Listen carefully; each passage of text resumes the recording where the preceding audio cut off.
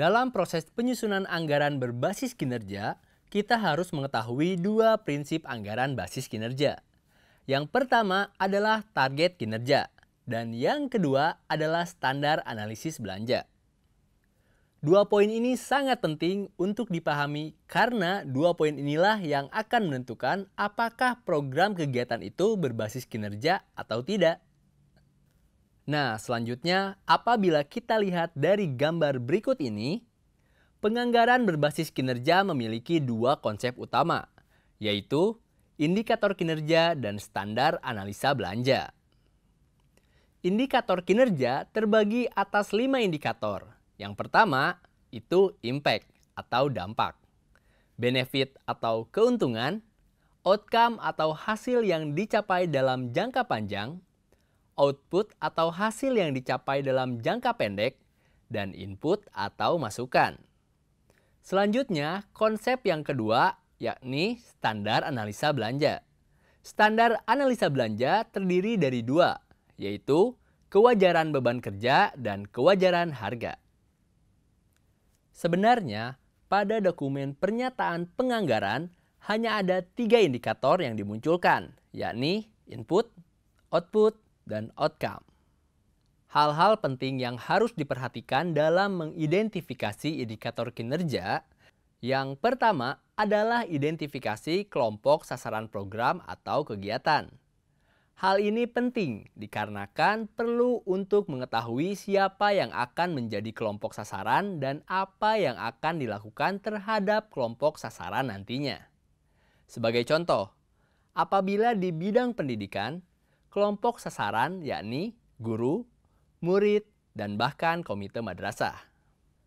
Kemudian, identifikasi lokasi kegiatan, yakni di mana kegiatan akan dilakukan sehingga dapat mengidentifikasi dengan jelas target-target yang akan dicapai. Ketiga, harus relevan dengan tupoksi, agar yang bersangkutan tidak mengerjakan sesuatu di luar tupoksinya. Terakhir, menggunakan metode 4 kuadran. Metode ini digunakan untuk memudahkan mengetahui perbedaan antara input, output, dan outcome. Sekarang kita akan memperkenalkan metode pengukuran kinerja dengan pendekatan 4 kuadran. 4 kuadran secara garis horizontal atau mendatar dibagi menjadi kuantitas dan kualitas. Kemudian secara vertikal atau menurun dibagi lagi menjadi input dan juga output. Input atau effort adalah apa yang digunakan kemudian. Output atau efek adalah apa yang akan dihasilkan. Kombinasi antara input, output dengan kuantitas dan kualitas inilah yang menjadi 4 kuadran dalam pengidentifikasian indikator kinerja. Lalu bagaimana mengidentifikasi input yang baik? Caranya adalah dengan mengidentifikasi input sampai ke kualitas inputnya. Selama ini yang sering terjadi adalah kita hanya mengidentifikasi satu input, yaitu hanya sumber dana, padahal banyak input yang lain yang harus kita identifikasi sampai dengan kualitasnya.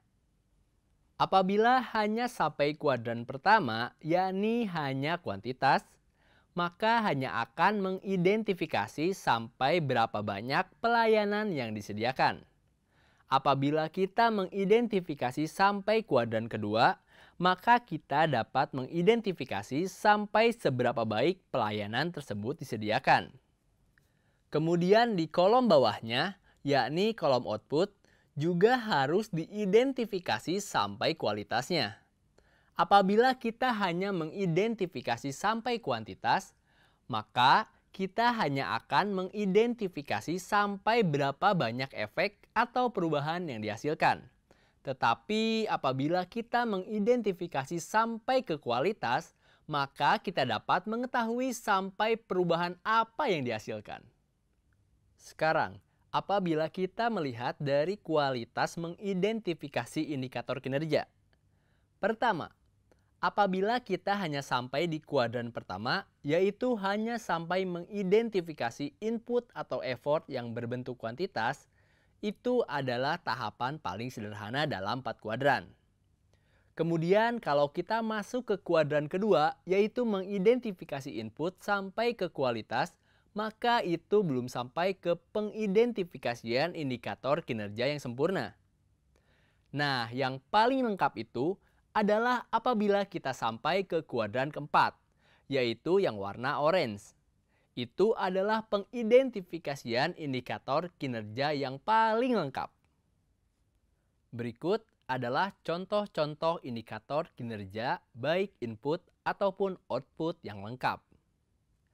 Di kuadran pertama yang hanya mengidentifikasi dari sisi jumlah atau dari sisi kuantitas seperti yang disebutkan sebelumnya, input yang dari sisi jumlah, misalnya input berbentuk berapa banyak klien atau konsumen yang dilayani atau berapa banyak kegiatan yang bisa dilakukan berdasarkan jenis kegiatan. Nah, kalau kita masuk ke kuadran kedua, itu sudah mulai ke kualitas dari inputnya.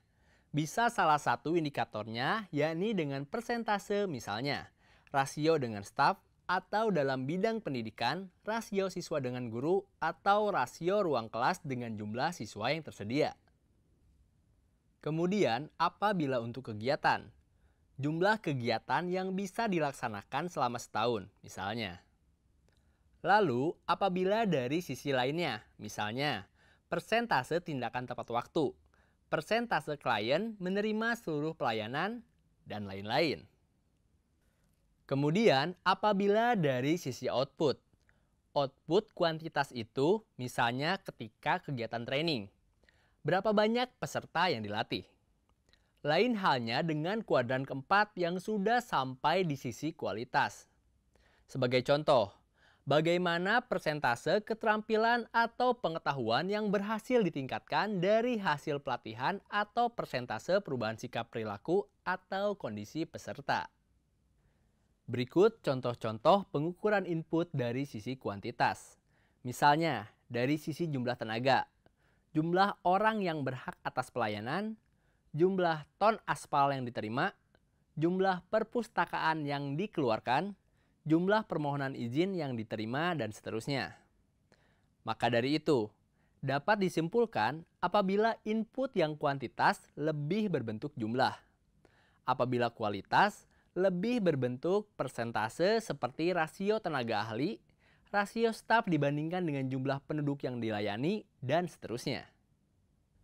Lain halnya dengan sisi output kuantitas. Misalnya jumlah keluhan yang diterima, jumlah permohonan yang diinginkan, jumlah perizinan yang dikeluarkan, jumlah ton material yang disebutkan, jumlah inspeksi yang dilakukan, jumlah orang yang hadir dalam kegiatan training, dan masih banyak lainnya. Berbeda dengan sebelumnya, sisi output kualitas akan menjadi outcome dari suatu kegiatan.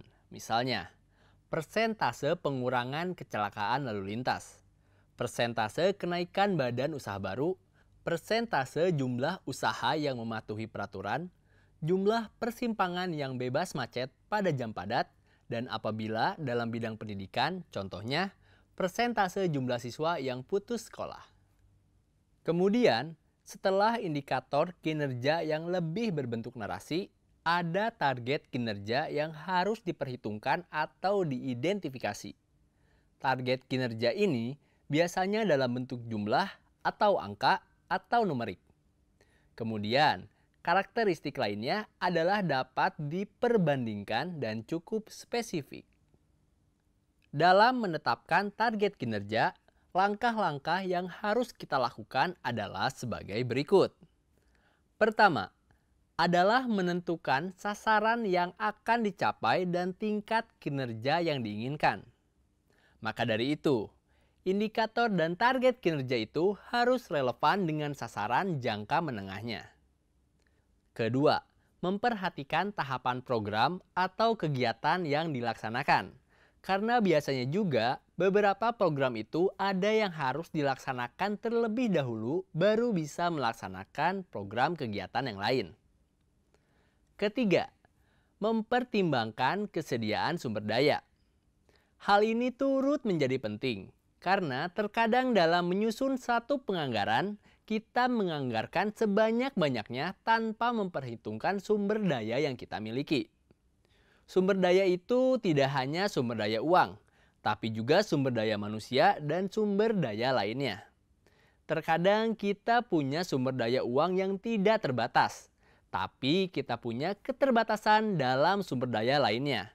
Misal, sumber daya manusia, kemudian sumber daya teknologi, peraturan, dan segala macam sehingga anggaran yang kita anggarkan itu tidak bisa terlaksana sepenuhnya. Terakhir, menetapkan tingkat kinerja dalam bentuk target kinerja. Seperti yang sudah disebutkan sebelumnya, target kinerja harus memenuhi 3 karakter tadi, yaitu harus berupa angka, dapat dibandingkan, dan cukup spesifik. Nah, kalau tadi mengukur rencana atau targetnya. Kemudian kalau realisasi capaian kinerja itu adalah kondisi capaian yang sesungguhnya atau merupakan informasi mengenai ukuran kinerja yang dicapai setelah dilaksanakannya suatu program atau kegiatan. Jadi, realisasi dilakukan setelah pelaksanaan suatu program atau kegiatan. Realisasi ini akan dibandingkan dengan target, sehingga dapat terlihat berapa persen yang sudah tercapai. Hal ini juga penting untuk didukung dengan fakta atau bukti yang valid. Sebagai contoh, apabila untuk pelatihan target kinerja, misalnya meningkatnya pemahaman peserta terhadap materi training dan buktinya adalah perbandingan antara hasil pretest dan posttest.